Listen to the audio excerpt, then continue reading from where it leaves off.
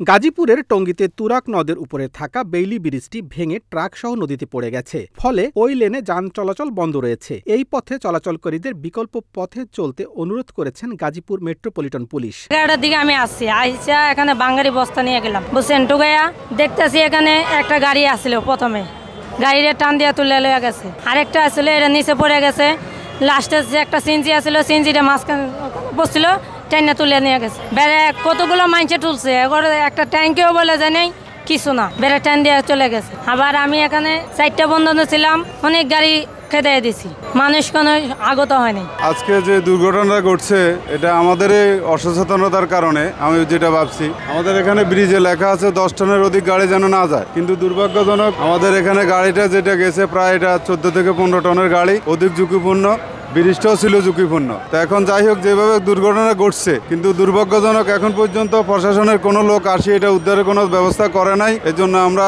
যারা সাধারণ জনগণ আছি আমরা দুঃখ প্রকাশ করতেছি। প্রশাসনের নিকট অনুরোধ করব যত দ্রুত সম্ভব এটা ঠিক করার জন্য।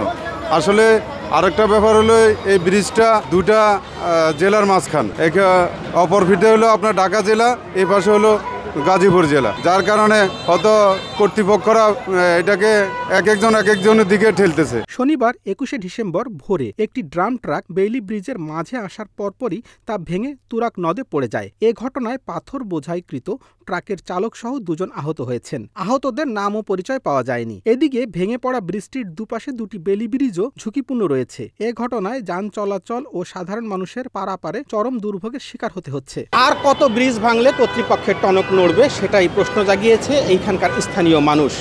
অতীতেও এই ব্রিজ ভেঙে পড়েছিল, আবার মেরামত হয়েছে, আবার ভেঙে পড়েছে সেই ব্রিজ। পাশের ব্রিজটিও ভাঙার অপেক্ষায় রয়েছে। তবে এইখানকার স্থানীয় মানুষ জানিয়েছে দুর্ঘটনা রোধে যাতে কর্তৃপক্ষ যথাযথ ব্যবস্থা গ্রহণ করে।